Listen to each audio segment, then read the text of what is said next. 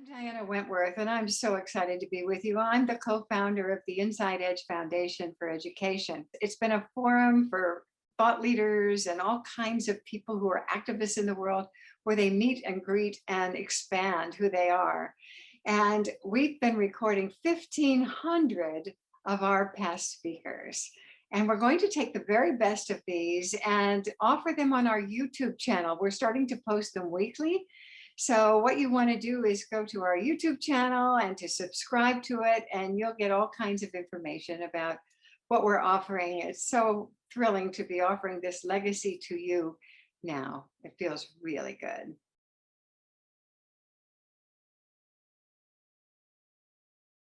Path is the re-path, the R-E. I call it the re-revolution because I'm talking about the need to renew ourselves again and again and again and again. I love the re-words. And actually, I want you to be thinking about your favorite re-word today, and actually be thinking about the kind of thing that you want to redo, renew, reinvent, reimagine, repurpose, rehabilitate, reinvigorate, re-energize. It goes on and on. But which one of those re's do you want to do in your own life? And you know, it's interesting, we talk about getting old. And old is not my favorite word. I mean, it's a fun word, it's a joke, but when somebody calls me old, whoa. I go like, wait a minute, you know, I've got attitude around that. But one of the points about staying young or growing young, the greatest anthropology book I ever read is called Growing Young by Ashley Montagu. It's a brilliant, brilliant book. But one of the ways of staying young and growing young is watching your language, being able to reframe your words and redefine some of these words that we use.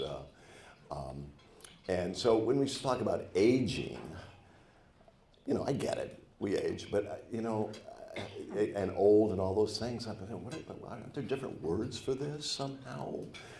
And I love the word saging, to sage our lives, and we are sages. We are sages. And one of the things I think in America, I wasn't planning on saying this, is that I just think there's so many of us sages in the world. Boomers who want to reboom, you know, reboom, reboom, reboom. And we have something to say.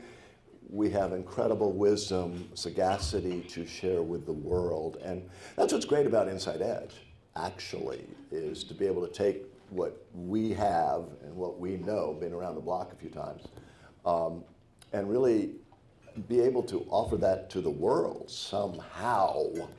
And I'm pretty active online, but I just don't know quite how to reach millennials.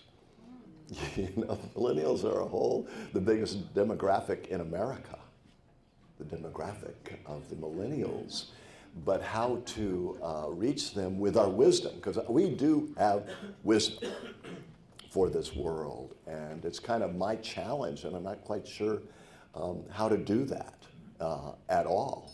But in any event, getting back to my original kind of what we're talking about here today, there's just so, we all know this, there's so much change in the world. It's all about change, right? It's a topsy-turvy world here.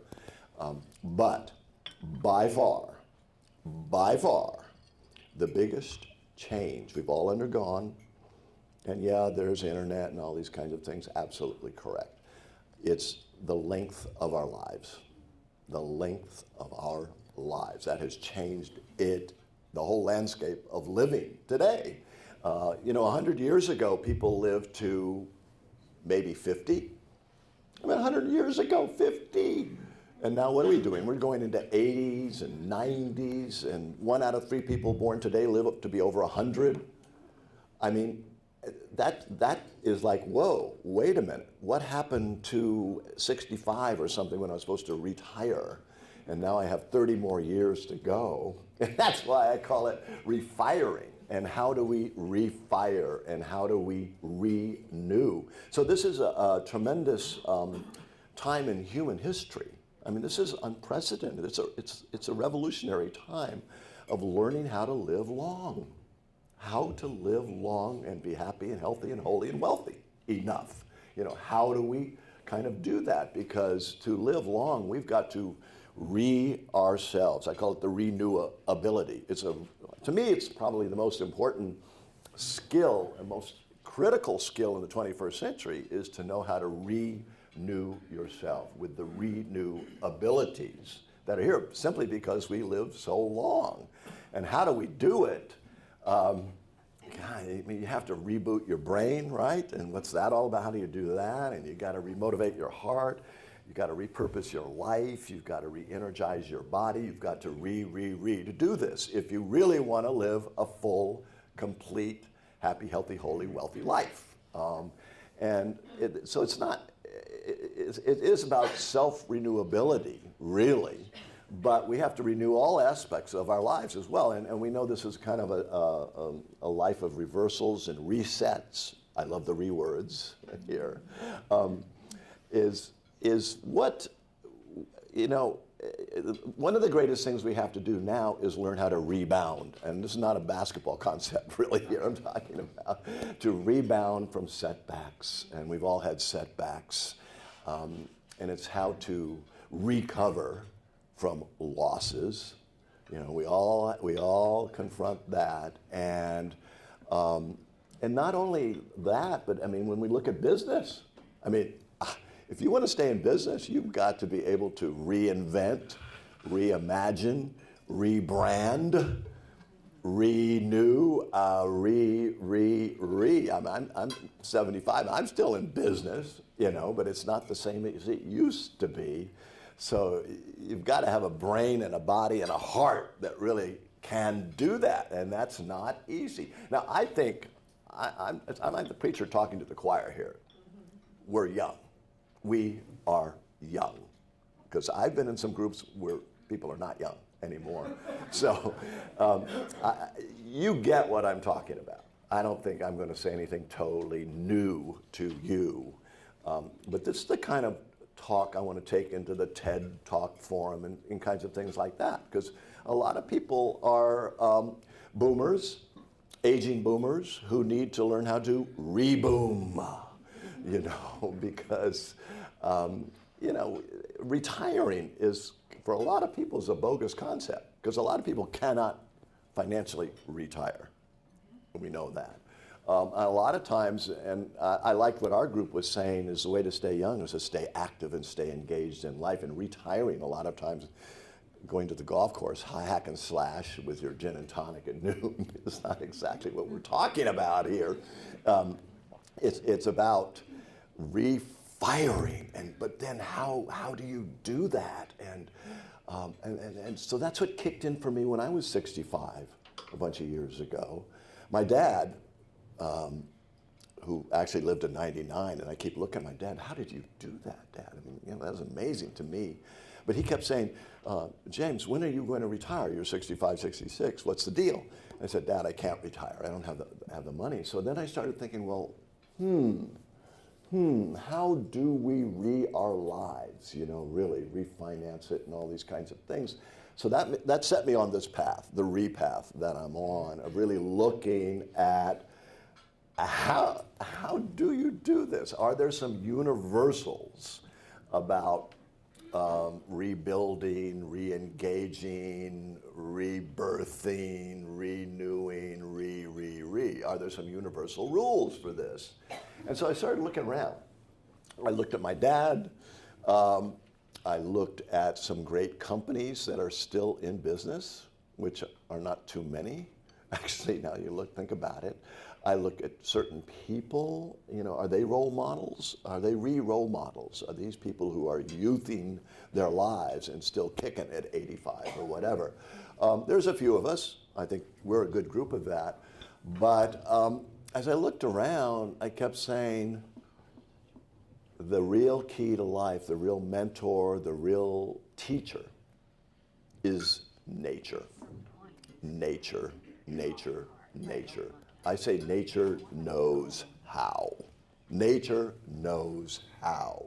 Nature knows how to renew itself. 2.5 billion years. I mean, that's a long time, you know.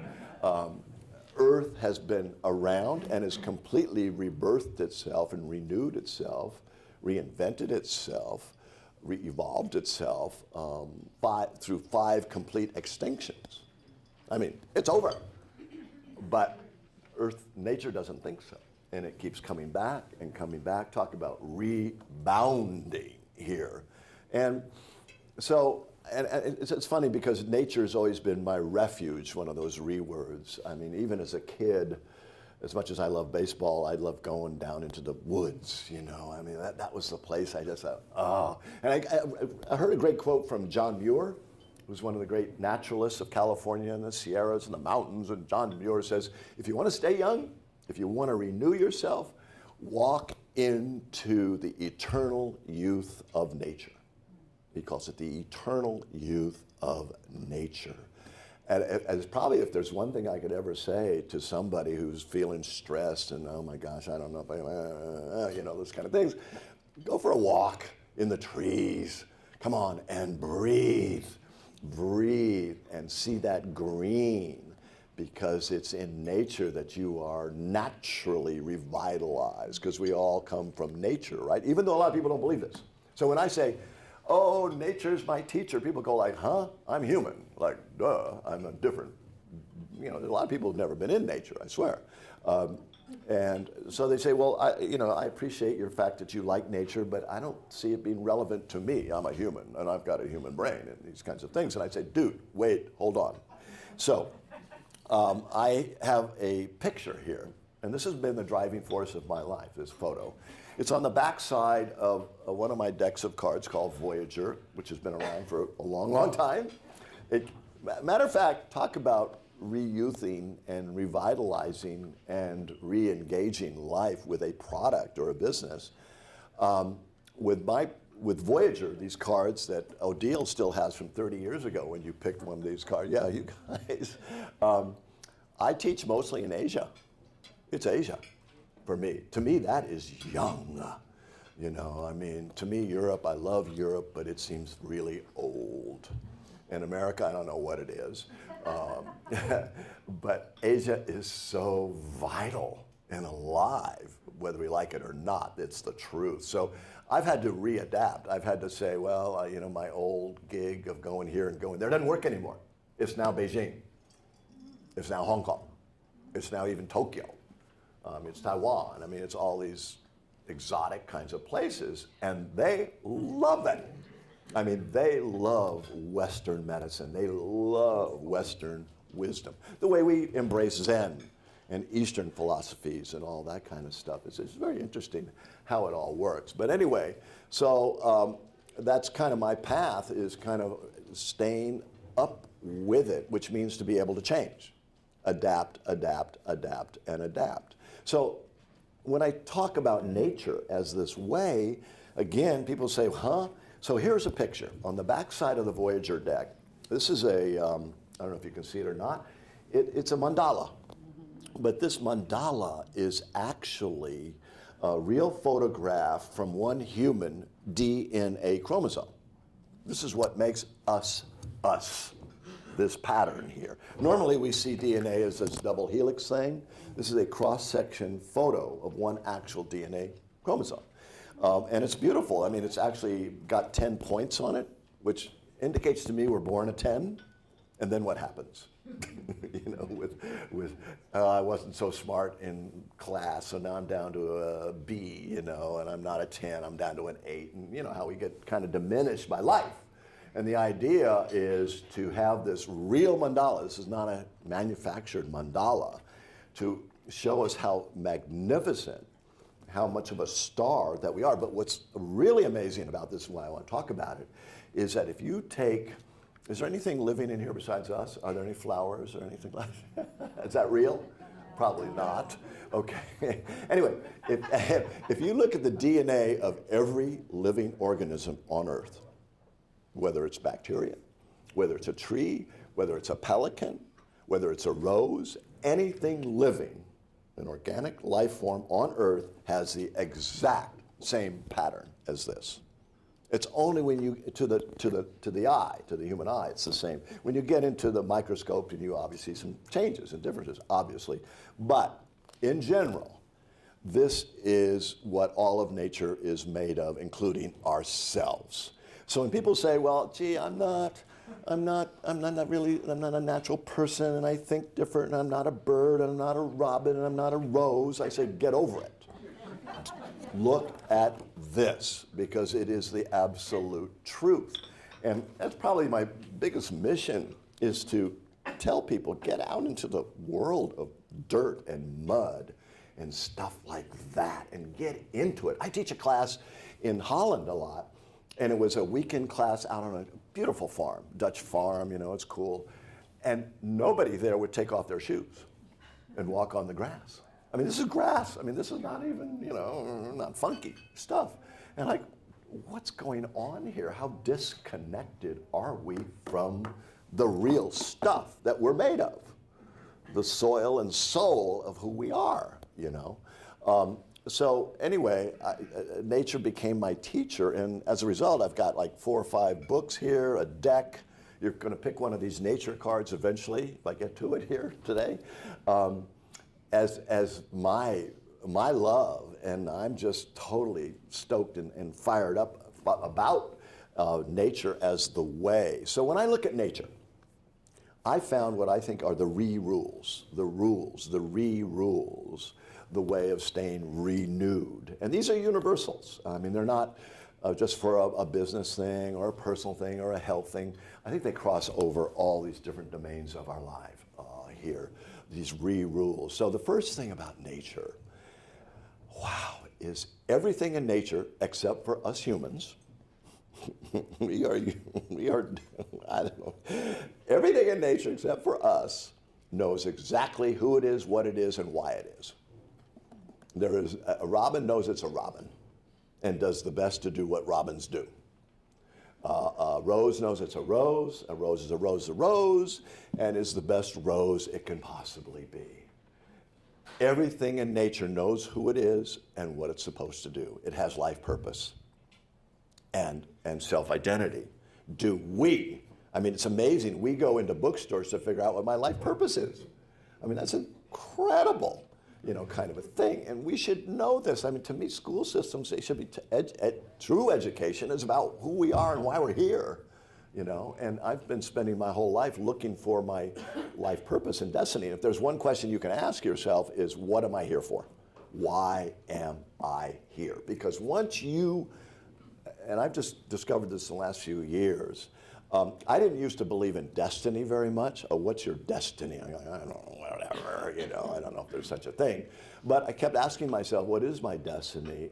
And just a few years ago, I think I got it. But what's cool about this is once you really know, without a doubt, I mean, you know it internally, you feel it, it's an intuitive, instinctive kind of thing, what you're here for, you have this, what's called the future pull. The future pull is, and this is true of everything in nature, because nature knows what it's supposed to do. A redwood tree knows it's supposed to grow to be a tremendous tree and grow to the light. Redwoods know that is their life purpose. They don't doubt that at all.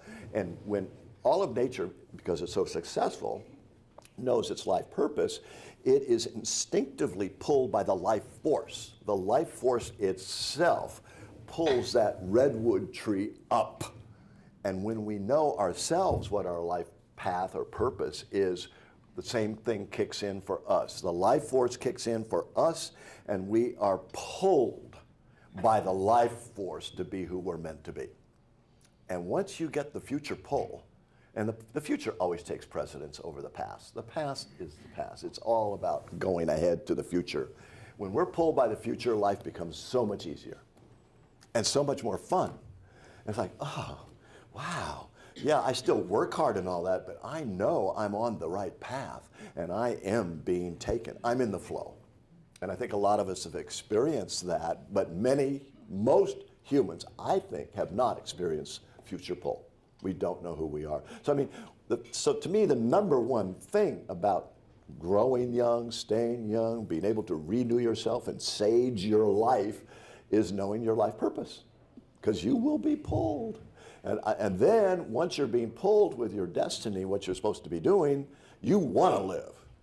I mean, it all comes back to motivation, really. And that kind of gets to my second point. When you look at everything in nature, I mean, obviously plants and animals don't have the complex emotional psychologies that we have. That's obvious, but I guarantee everything in nature is enthusiastic about its life and what it does. Very enthusiastic. I don't see a robin waking up in the morning and thinking, I don't know. It's kind of early. It's inside edge. I don't know if I want to get up that early and get that worm, kind of thing. Maybe I'll turn on the TV and, No. Nature is totally motivated. It's very simple, primitive, so-called emotional. Robin's block.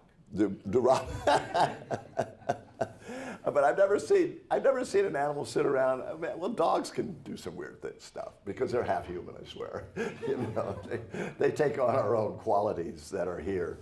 But actually a really cool thing to do, and this is kind of a corporate technique I've used a lot, is if you want to know, to reaffirm and re-motivate yourself, you can put re in front of any word and it works. It's to me, re is the holy grail of today. I think I had a past life in Egypt. I think it was Ra, one of the pharaohs, but I think today it's Re. Re is my God and goddess. I mean, it's what it's about. It's the holy grail here. And we could be, I think we are, as a matter of fact, the first regeneration.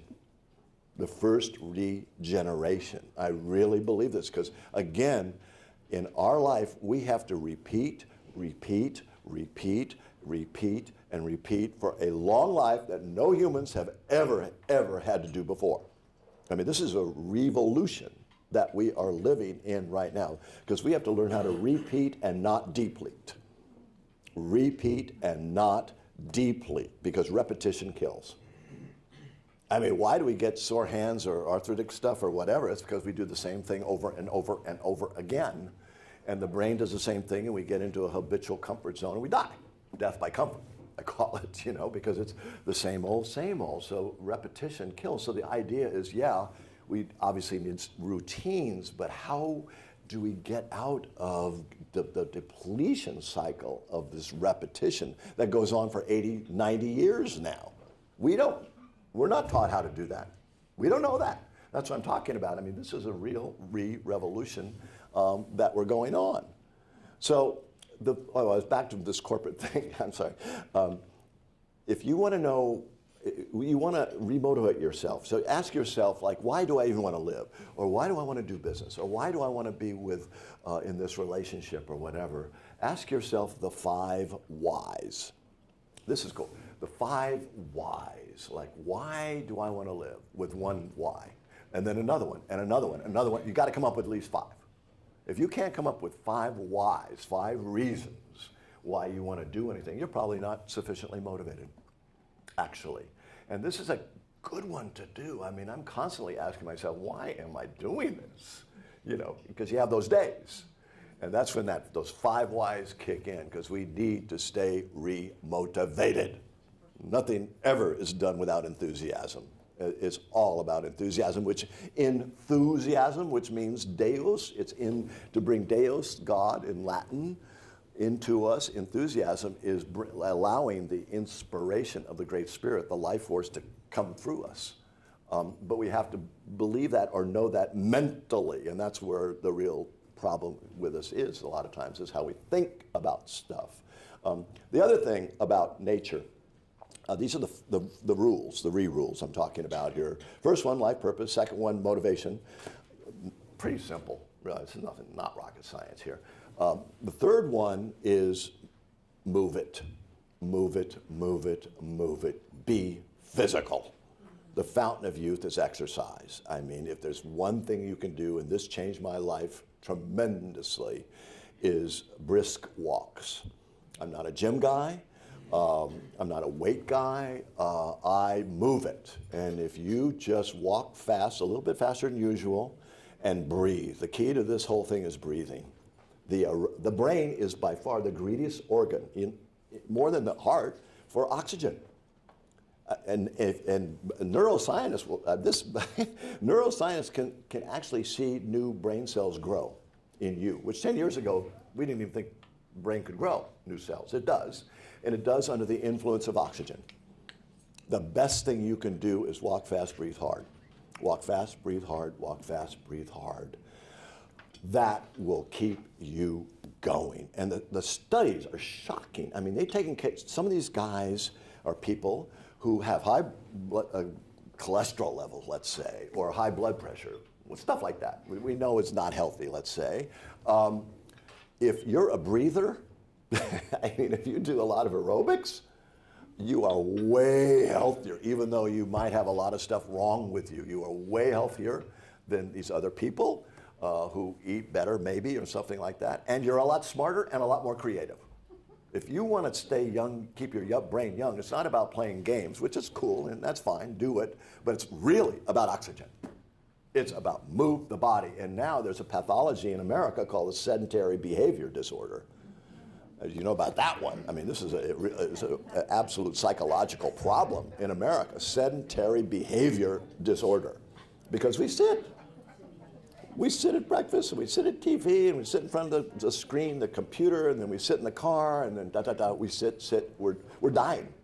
We're dying. If you don't get up at least every 90 minutes, there's an inner circadian, or it's ultradian cycle within us, biologically and metabolically. If you don't move and get up and stand or do something every 90 minutes, you're dying. Your cells are dying. You know, so if there's one thing we can do to stay young and keep alive, it's move it and breathe, move it and breathe, move it and breathe. Wow, I mean, that is, I can't tell you the difference that's made in my life. It works, and it's simple, and it's fun. That's for sure. So be physical, have your life purpose, motivate, and this is a biggie, be able to reframe, redefine our language, our concepts, how we think about stuff here. This is, we love the brain because it creates all this stuff, and the brain is the demon at the same time. The brain is the doubter, the inner critic. It's that part of us, the inner judge, that keeps us old, that keeps us down, that diminishes us absolutely. And to me, the most important, and this may sound weird to you, to me the most important word, success word in our lives is setback. Now you think, oh no, that's kind of weird, setback. I don't think so. As a matter of fact, I know so. That's one step back, two steps ahead.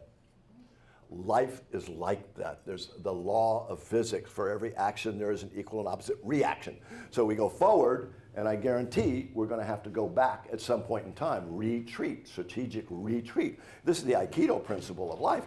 You go forward, and then the blow comes, the setback comes, the attack comes, or whatever. If you're trying to, you know, just go with it. Go with the setback, and you're still standing. And then you can see, oh, wow, okay, there's the open door of opportunity. No success is ever made without a setback. I mean, we can talk to everybody here, I'm sure. My greatest breakthroughs in life have all been out of setbacks. My story is, I spent 4 years making this deck called Voyager, free. I mean, I wasn't making any money, 4 years of doing this thing. And then I took it to all the publishers, and nobody liked it. Nobody liked it. It was like 4 years of like, whoa. I mean, talk about setback. But I didn't believe in setback. I said, setback is one step closer to success if you reframe the languaging of it here. And so, for example, I just kept showing my cards in big slideshows to people wherever I went. And one day, a woman called me and she said, hi, I have a lot of money. And I said, who are you? What was that again? And anyway, she invested in me and my business, and for the first 16 years, I self-published, which was by far the best thing that could have ever happened. I mean, the traditional course is get some publisher and they'll take care of you. Not really. So again, setback is where it's at. My greatest other setback was, the reason I'm here today is I went to India to climb mountains. I went to Nepal to climb the big snow mountains. You know, I'm an adventurous cat. And what happened? I got hepatitis. So I'm down in downtown Kathmandu, totally yellow, you know, hepatitis. And like, oh God, I mean, I couldn't even get up and walk to the door over there. I mean, I thought I was dying. I thought I was really dying. And then some guy comes along and says, oh, there's a course for a Western meditation course in a Tibetan Buddhist monastery. I thought, wow, yeah, just sign me up. All I can do is sit around anyway. And I wanted to get into meditation anyway, because, you know, I have a PhD. I think Brooke said that, which means powerful head damage, of course. Why do you think I lost my hair? Actually, my hair couldn't keep up with my thoughts. I like to think that.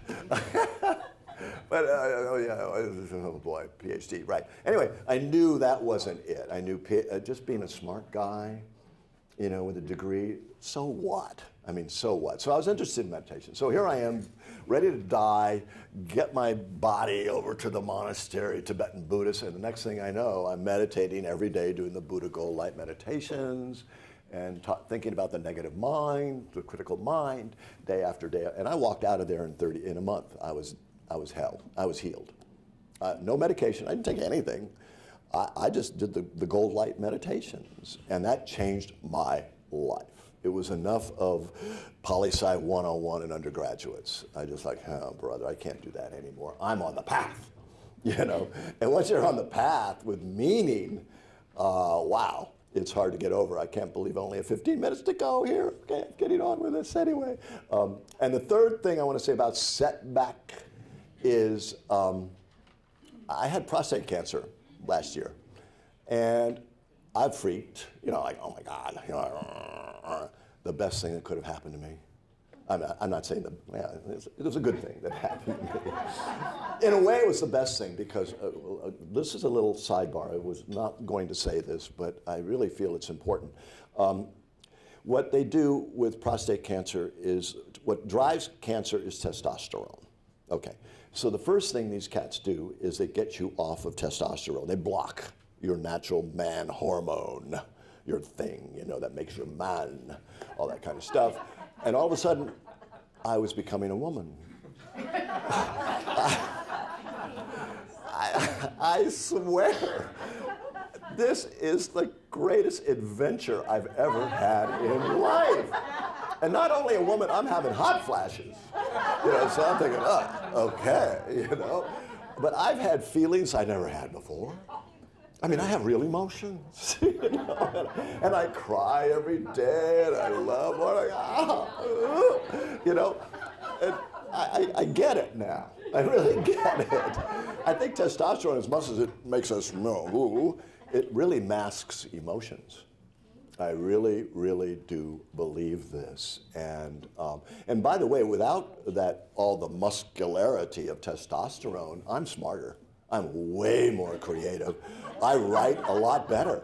I think women are smarter, you know. I think, but guys,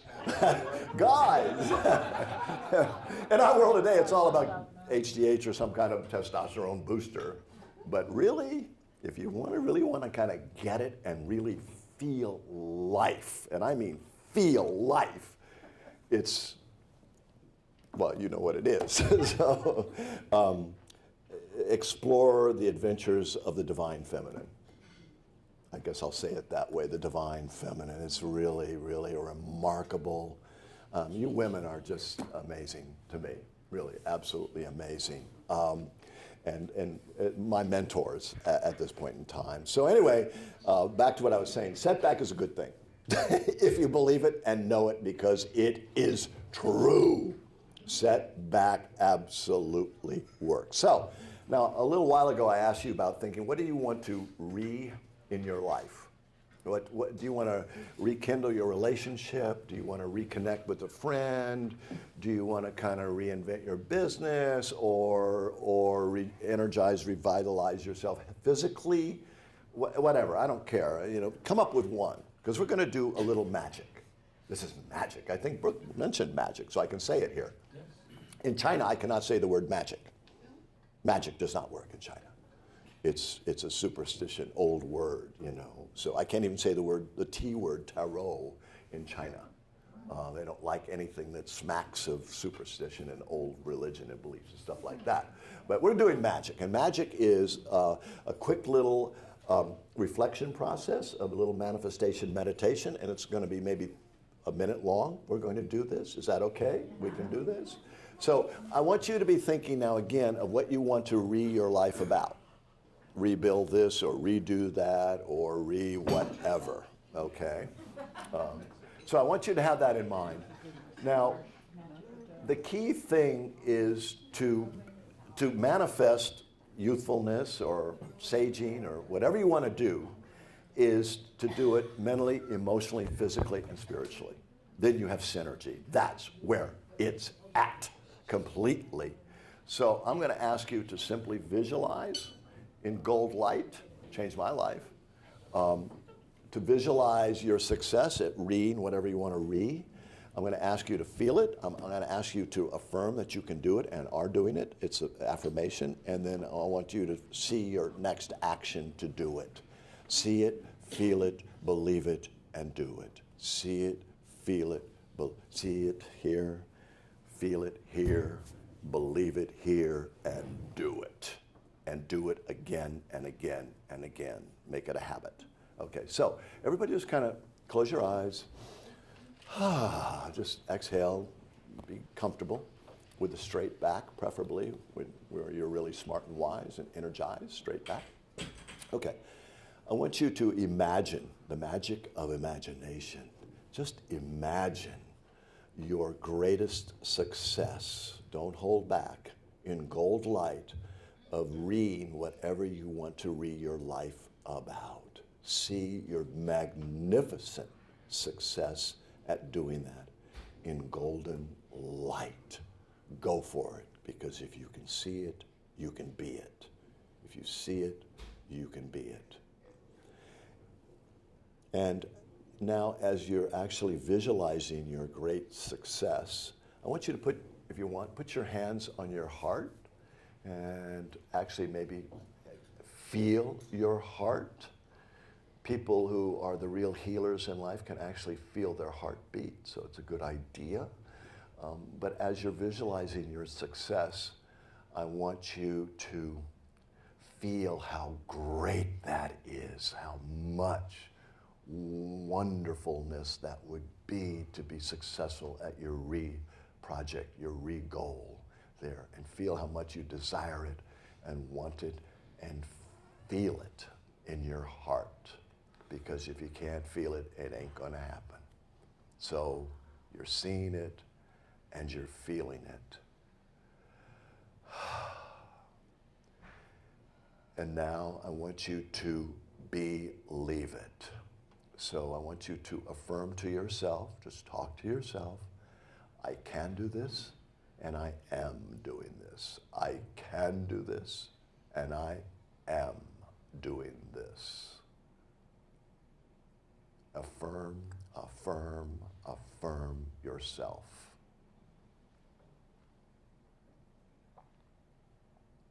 And finally, I want you to visualize your very next action, the doable action you can take and you will take to manifest this revision of yours.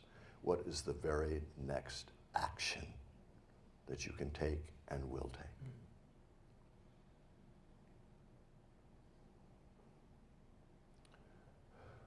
And to complete this little magic meditation, just thank yourself and the great life force that made you, created you, for this wondrous opportunity to live your life purpose and live life to the fullest. Thank yourself and the Great Spirit for this wondrous opportunity.